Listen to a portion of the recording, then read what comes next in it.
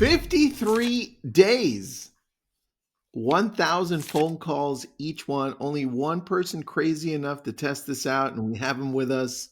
No, it's not Curtis, and it's not me, although we are crazy sometimes. It's Kent. Kent, what the hell, man? Where did this idea come from? Were you watching something crazy and you're like, I want to do that? I want to beat it. So I went to, have you ever heard of the Iron Cowboy? No. He ran 100 Ironmen in 100 days. Okay. And I was like, he asked the question on stage. He did this event and he said, what's something hard that you could do for 100 days? And I was like, 1,000 phone calls. I couldn't, clearly. Oh. I made it 53, but it sucked. Like, not to sugarcoat it, but like it was great, but it was hard for sure. Okay, Curtis, you run RedX. You guys are amazing. We use you. Have you had anybody attempt this at all? What's the craziest I thing? haven't even seen an ISA whose full-time job it is to do this, make over 50,000 phone calls in less than 2 months. I've never seen that. Interesting. Okay, so Kent, what first of all, what did you learn? I want to get into the hard part too, but what did you learn? I think I learned that it's easier to make a lot of money in a short amount of time than it is to make a little bit of money in a long period of time. Okay, Is that a crazy explain that statement? to me. Yeah. Meaning, in the 53 days that I called, the amount of money that I made in those 53 days was almost as much as I made the whole previous year. And so I just thought, man, if I just did this for 90 days, I could literally work 90 days and then not. But the hard thing about it was, but that was the biggest lesson is, again, it's just way easier to go full in on something than to kind of half-ass it throughout the year. Yeah. Yeah. I like the clarity. Like, think about this, Curtis. You make it super easy, right? You simplified it. You know, you need to make 1,000 calls, and you need to get started early, and you need not a lot of interruptions if you're going to make this happen. So everything becomes super clear, right? Yeah. Well, this is really counter to a lot of what I preach, because a lot of what I preach is consistency over intensity, right? Consistency over intensity can do that. But I think where this aligns with my own personal philosophy is, I often have to do something extreme to reset. Like if I'll use diet and exercise. We're just back in school. I have 6 kids. We could have a whole podcast about that. They're amazing, by the way. I don't have any jokes about that. My life is amazing. But 6 kids during the summer means that I'm not very disciplined in my diet. And so now that they're back in school, as soon as they started school, I to just kickstart, to reset my brain, to do everything, I did a 72-hour water fast. And if you haven't done that, that's challenging. I also gave up caffeine. I'm day 37 today without caffeine. Damn. I'm mostly just tired, more tired. So I don't know that I'm seeing the benefits of no caffeine yet. I was going to say, did you lose your hearing from your left eye yet? That's right. Yeah. So, so the idea of like, hey, I have a goal. I want to do this. Sometimes you swing the pendulum so far to get extreme that all of a sudden you come back and, like, how hard is prospecting for an hour a day now versus 6 to 8 hours a day like you did for 50 days in a row? Super easy. Yeah. I think have you ever read the book 10X is Easier Than 2X? Yep. And that, I think that's what I mean by like, it's easier to make a lot of money sooner, because when I was making 1,000 phone calls a day, not everything looked like a lead anymore. Like, I was making such a massive amount of phone calls that I was looking for the deals that were ready to fall into my lap and really nothing else. You weren't doing enough, man. It's like at the Yeah, I got, beginning, yeah, I think you don't realize that the problems you have aren't big enough and you're not growing until you're like at a different level. You're like, oh, got it. I understand. Now I'm playing differently, right? So yeah. it's exactly the same thing. So let me just say hi to a few people. Brian from Tulsa, Channing, Toronto, Michelle from Memphis, Ashton, Mountain Home, Arkansas. I love that. And Francia from Virginia. Francia Gill? No, that's not. Is that you, Francia? Is that your? Let me know. How many lines on the dialer? We're going to get to that. And Julian, Niagara Falls, Canada. All right, here are some questions that I have because I need details. Kent, I need to know. First off, did you outline what your days were going to look like before you started, or did you just say, "Hey, I'm just going to start dialing because I know how the dialing works, and I'm going to see how long it takes to get through 1,000 phone calls." Take us through the process. Yeah, I had a pretty good idea of how long it was going to take. Um, the thing that got really hard, again, when you're making that volume of calls, deals fall into your lap. And so then it was how do I service these people, still give them a good experience while Mm. I'm sitting on the phone for 8 hours a day or 7 hours a day. So it was 7 to 8 hours every day. What time did you start? Did you have breaks? Yeah. And all right, to take me through the day. So I mean, I would take bathroom breaks. That was really it. And I had stuff to distract me. I was watching TV while I was prospecting, everything else. So like I was trying to be distracted while I was doing it, not to think about it. But my day started at 8, and Okay. most days I was there until 5 or 6 o'clock at night calling. Dang. Okay. I mean, 53 days, right? Now I understand. It's like it gets a little bit, it's monotonous. It Hmm. probably feels like this is a little too much, but like going back to what Kurt is saying, you need the extreme to interrupt the patterns. You don't even know you've fallen into this pattern or this rut. So you did a great job breaking it. So did you use a multi-line dialer? How many people? Yep, you did. Awesome. How many people Yeah. were you talking to approximately when you look back daily? Yeah. Can't actually to answer that question. Take us through the funnel, because I don't want to get too far into this before you first tell us how much commission you made in 53 days, and then take us through the funnel of how you got to that number. Mm. Because I Yeah. want So people to be like, okay, I'm never going to do this, but then you hear some of these numbers and you go, maybe I can eat rocks for 50 days. Maybe 30 days. Maybe 30 days. That's right. So start at the bottom of the funnel and then work your way up to 53,000 dials. 177,000 DCI. Dollars or pesos? Pesos. Right. $177,000 in commission. Damn. Again, And, not shabby, not too shabby for being a telemarketer. and where are you located, Kent? Utah. And what's the average price point of where you're dialing? My average price point's about 720,000. Okay. So 177, you say 177,000 in the 53 days that you can allot to those dials. Yep. Well, Um, that was as of like through 3 months ago, 2 months ago, Curtis. Yeah, because how When did many we go to listings that have you event? gotten from the leads you generated during that time since then?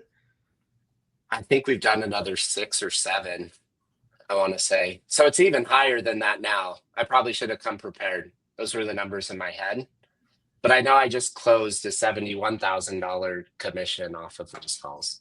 So that's great. Already you're at, over 250. Well, that was just one deal. If you did 6 more listings, well, 177,000, let's go up. That was how many listings did you get in the 53 days? 13. Sure. How many leads did you generate? And tell people you have a strict definition of a lead that you generate. How many leads did you generate? So leads generated was over 100. And then I was following up with approximately 0 of them. So again, 10x is easier than 2x, right? I think I got in such a mode of like prospect. Like I was just trying to hit the 1,000 that I didn't really care about the leads. But I was generating a bunch of leads. And then with those leads, like I was just taking people that were ready to go right now. Ready to go right now. Yeah, because you sold 13 in those 53 days, right? I mean, you listed and sold in those 53 days. 13. Which equated to 177. So 100 plus. Remind us your strict definition of a lead before you dump them into your CRM. Where, when, why. So I know where they're going. They have a timeline as to when they need to be there, and they have a good reason as to why they're doing it. And then you'd put them into your CRM. Kent, when you're dialing through RedX, you would find somebody that's a lead. And since you're still dialing, that's all you're doing. Who would you quarterback it to? So that my broker, Gene. So you're like, got another one, take care of it, boom. Got another one, take care of it, boom. Got it. So it allows you to maintain the focus on 1,000 dials a day. Yep. Okay. Now, from those 1,000 dials a day, how many people were you talking to approximately? Anywhere between 80 to 90 people per day. Got it. Depending on the lead source that I was calling. Take us through that. Take us through that process. Did you start with expireds? Did you go through FISBOs? Then you went through just listed, just sold. Did you go through farm area? Take me through that. What's your lead stack? Yeah. So when I was doing it, it was a lot of expireds, a lot of circle prospecting, so a lot of geo leads. Well, there's not 1,000 expireds a day. So No. How far back are you going? I was just loading up the dialer and hitting go on everything. So I'd call for 2 or 3 hours on expireds, which is where a majority of my dials came from. Do you know how far back they expired? Because for people who don't know, RedX will pull in the expireds, find all the contact information, but then it also will continually cross-check to make sure they're not relisted. So and we know there's a percentage of people that don't relist for months, years. So in your system, do you know how far back to get that many dials, how far back you were calling expire? I mean, was your script like 7 years? You were on the market 4 years ago? So majority of my script was just sold. So I would call into pockets of areas. So like Orem, I would call Orem. And even with expireds, I'd be like, hey, we've seen 15 houses that just sold in the area. Seeing a pretty strong seller's market right now. Was just curious to see if you guys have ever thought about selling. It was either yes, no, maybe so, tell me more. Dude, but that's how I streamlined it. I went with the low number of 80 people that you're talking to in a day. And in 53 days, you had 4,240 conversations. Yeah. No wonder you got business from it.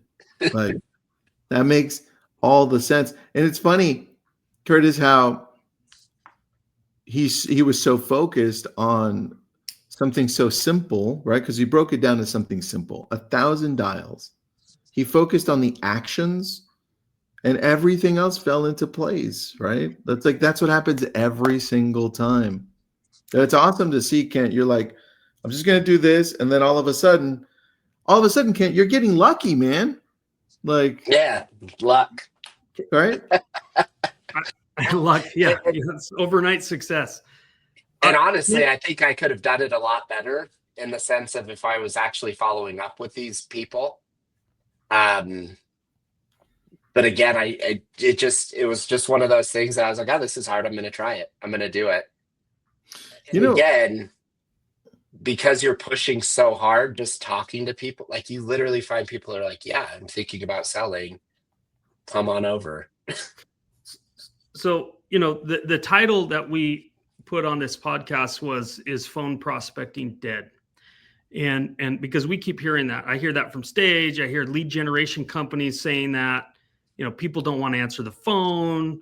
iPhone, the new iPhone 16 has that whole like intercept people who are calling you. There's a million excuses. And it's true. I mean, when you first started prospecting, however many years ago, what was your conversation percentage? It was probably 15 to 20%. Yeah, it was much Yeah, higher. it's quite a bit higher. And now we're at like 8 or 9%. So that certainly has changed. How many F-bombs did you get in 4,000 conversations? Not many, to be honest with you. Yeah. But here's the thing. I wasn't calling people on the DNC either. Right. And I found those people are a lot nicer. So even crazier is like, these were people not on the DNC that I was calling. So people are like, all numbers are on the DNC. Not true. Yeah, not true. In fact, from a percentage standpoint, about 50% of the phone numbers are not on the DNC. And so that's a lot. Yeah.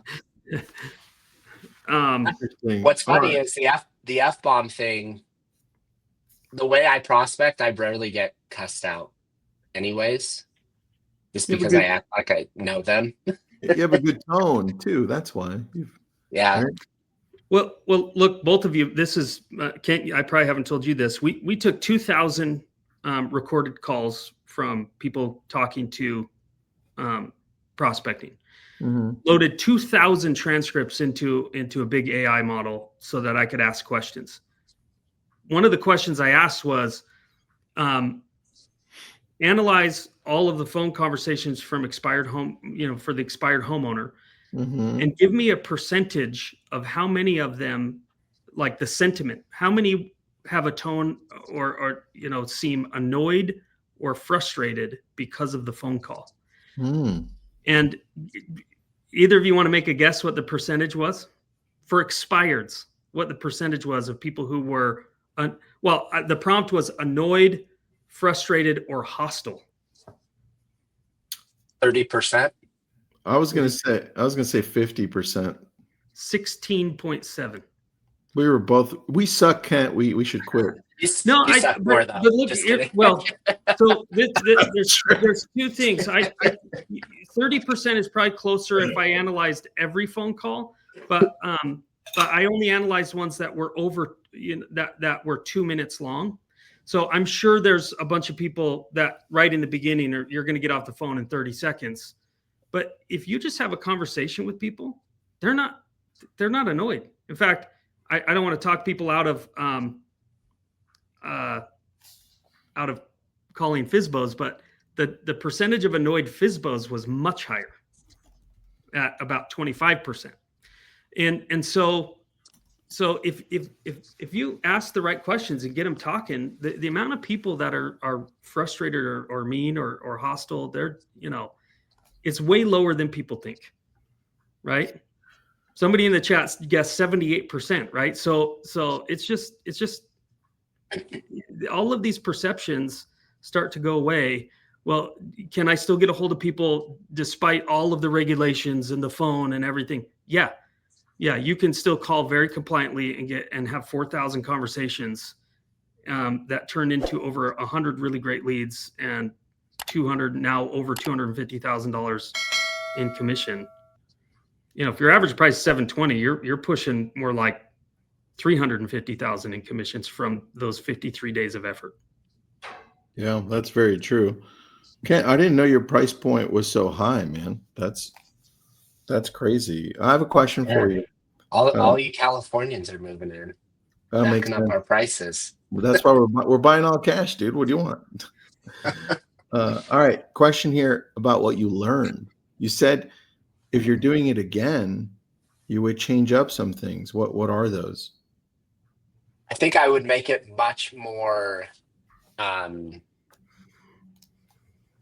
would have a lead manager person. So I think I would make hires. I would prospect and be the lead generator. Then I would have someone that managed those leads and followed up with those leads. So it'd almost be a separate ISA that would do that. And then I would have someone that serviced the people. Because really, you can't do it all. Like how hard it was to make 1,000 calls, to do any sort of follow up, and then to service the people was extremely hard. Again, that's if I were to do it right. But also, I look at it, if I just did this for 90 days, I could probably just do it, service the people for the next 90 days, and take 6 months off out of the year. I mean, have you seriously considered doing that? Yeah. That's a good idea, dude. That's crazy. Because then you're like an athlete at that point. Think about it, guys. Like Or we have the off just season, sell them to agents. right? He's Yeah, he's going to be wearing a NASCAR type jacket with all of his, RedX. He sponsors his whatever Hydro Flask is going to be a sponsor because he's always pulling it up and drinking that on the that is so funny. sponsored prospector. All right. Well, you also mentioned it was really hard. What was the hardest part? Starting every day at zero. But I mean, that's real estate, right? Knowing that there is nothing more fulfilling than hitting the 1,000, and nothing more discouraging than coming in and knowing that I had to do it again the next day.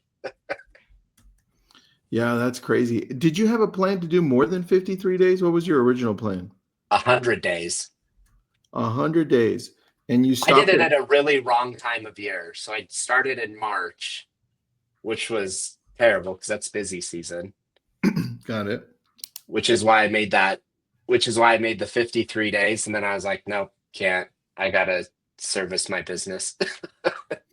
Okay. So it might be time to start again in October. I was going to ask, so Do you've the got full 100. October, you're going to have someone that follows up. You're going to have someone that services them, right? What else are you going to? Essentially, I'm going to be an ISA. So less bathroom breaks. What's going to happen? You're going to fast through the day. Wearing diapers. He's not leaving. He's not leaving his seat. So I did find a cheat code, and I should have talked about this. Listen, why didn't you start with the cheat code, man? Found it towards the end. Okay. Curtis might not appreciate this. I found a 14 line dialer, and that made it go a lot faster. Oh, got it. Yeah, that's good. That's a big. But my conversations were a lot worse because when you're dialing 14 lines, you've all gotten the call where it's like boop boop, and you can totally tell Yeah, I would stick to. Yeah, I'd probably if I were going to do something crazy like that, I probably would stick for me personally to a single dialer. So I wouldn't make 1,000 calls a day. It'd probably be less. But I have a problem trying to figure out who just picked up, right? And pops it up, and then there's a transition. I hate that personally. So I'm wondering if it would be best, and this is just turning into a mastermind, so I apologize, to say 50 transactions in 100 days from cold calling. You focus on the mission. Like my mission was 1,000 phone calls, and that's all I was trying to get. And so thinking about getting the business was a byproduct of that. But again, I just didn't do a good job because that wasn't the goal. My goal was to hit 1,000 phone calls a day. Yeah. I think if I redid that and said I want to do 50 deals in 100 days, off of cold calling, then I would focus much more on, okay, I'm going to make 1,000 calls, but these are the steps that I need to do to hit the 50 deals. Ken, That's much more valuable. I wonder if you actually take it down, instead of doing deals, you do listings, because it's just a lot more clarity on listings, right? Like visually, like if you're talking to somebody, like, got it, listing, go, right? Send it over to whoever's servicing it. If it's deals, buyer, seller, it's a little bit more ambiguous, right?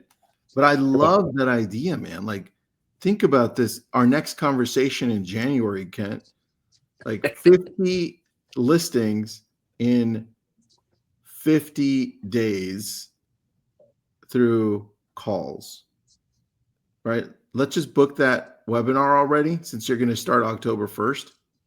We're doing it, Curtis? Yeah, let's do it. I'm in. Sweet. RedX sponsored.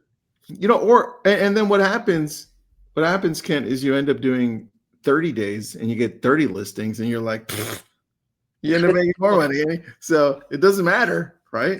That's what I was going to say yeah, you could have done it better. Well, you still have made $300,000 doing it poorly. And yeah, I think so if you had to give advice to somebody who's like, well, I'm not going to go hire someone to follow up, and I'm not going to hire somebody to service the clients, would you still say 1,000 dials, or would you say, let's make 400 or 500 dials a day, leaving the time for you to service the clients?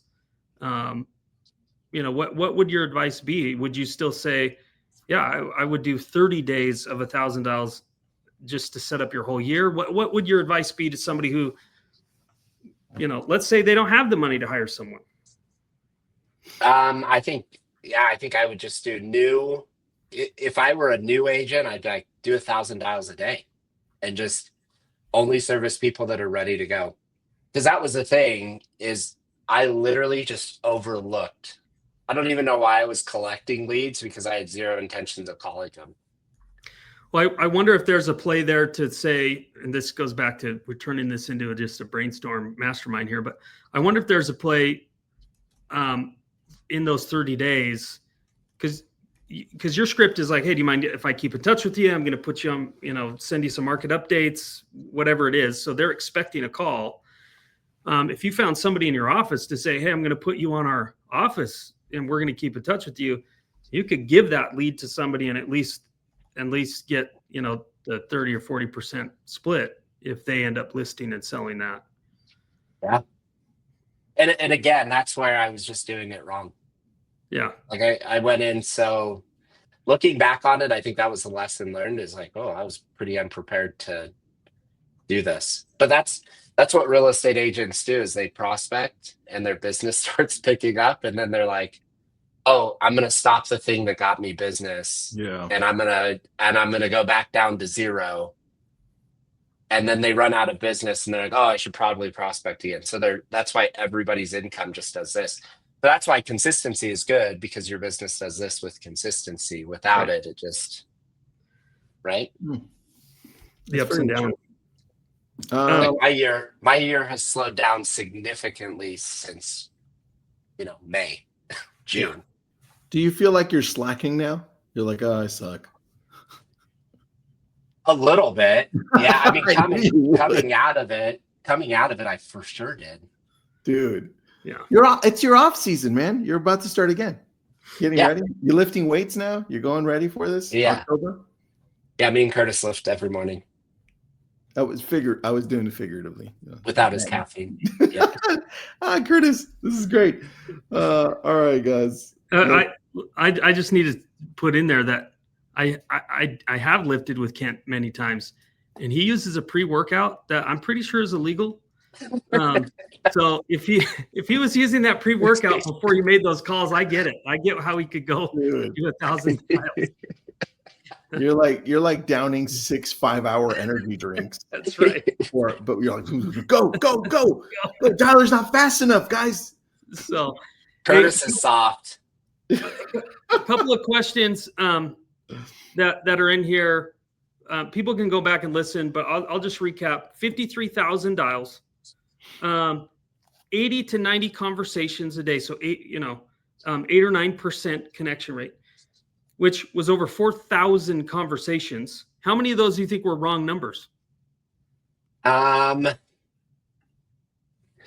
didn't count wrong numbers, honestly. Yeah, because if it's a wrong number, I just moved on. Like, hi, Curtis. No, this isn't Curtis. I was looking for Curtis Fenn. I don't know who that is. Ah, shoot. Sorry, I must have a wrong number. Have a good one. Click next. Yeah, well, and even if you said, "Oh, well, you could revert to your same just listing script. Hey, we have a lot of listings in the area. It's seller's market. You could just revert. I mean, a lot of people convert wrong numbers to business. But I was curious. So that ended up in over 100 leads of people where they were going, when they were going, and why they were doing it, their motivation. That resulted in 13 listings sold in the 53 days, 6 listings since then, right? So 19 listings total for, over $300,000 in commissions. So the question is, I don't know, Tristan, do you think phone prospecting is dead? No, I just think people need to do it more. And I want to give people hope because, already people are like 6 hours a day, forget it. Like, I'm just not willing to do that. But if you reduce all of that by a factor of 10, so you do 100 dials a day, over that 53 days, you could have 400 conversations. You could generate over 10 really good qualified leads, and you're going to get 1 or 2 listings. I mean, that's reducing what you're doing by a factor of 10. And if the time is a factor of 10, you go 6 to 8 hours, you just spent, way less time doing that in your day. And so, I mean, hopefully that gives some people some hope if they're just not doing that. So, Did I like this? All right, Kent. So next, you're going for listings, 50 listings. Next January. 50 listings in 50 days. I like that. That's a good challenge, right? Okay, 50. See, all right. So you're not as hardcore as I thought. Let me cross that out.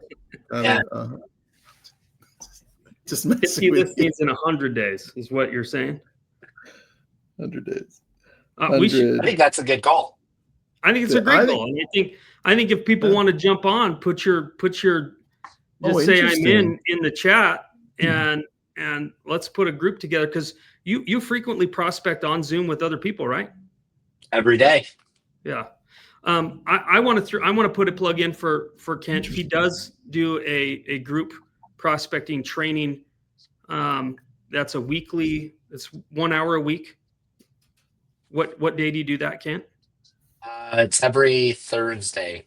Every Thursday. So for an hour, Kent's on there going over his scripts, objection handling, everything that he's doing. If you're interested in that, we won't make a big deal out of it, but you could put in the chat that you're interested in that, or you could reach out. Kent, what's the best email to reach out for that? Kent at cutahhomes.com. cutah.com. Homes.com. Yep. Plural. The worst email ever. cutahhomes.com. I just put it in the chat. Yeah, there it is. So did Live Code. Great. Everybody put it in. They got it. You got it right too. I like this a lot, man. So thank you for doing this and breaking it down. I think a lot of us just tone it down for ourselves, right? But I love the fact that you interrupted your patterns, because 1,000 a day is awesome. It's crazy good, buddy. You should talk about that more, man. I think we should really. Well, I was a little embarrassed I didn't do 100. I was ashamed.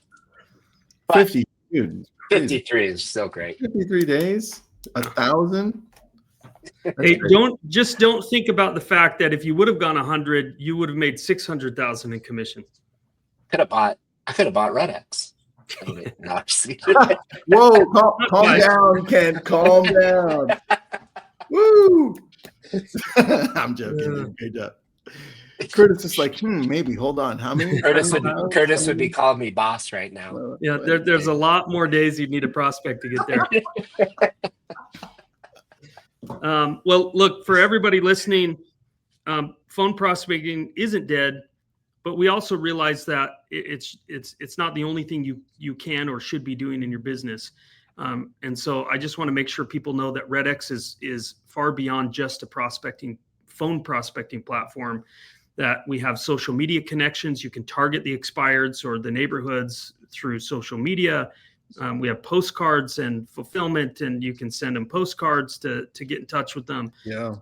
There's a lot of ways in 2025 to be able to get the attention of people who are high list rate. Right now, I looked at the numbers as of September 4th.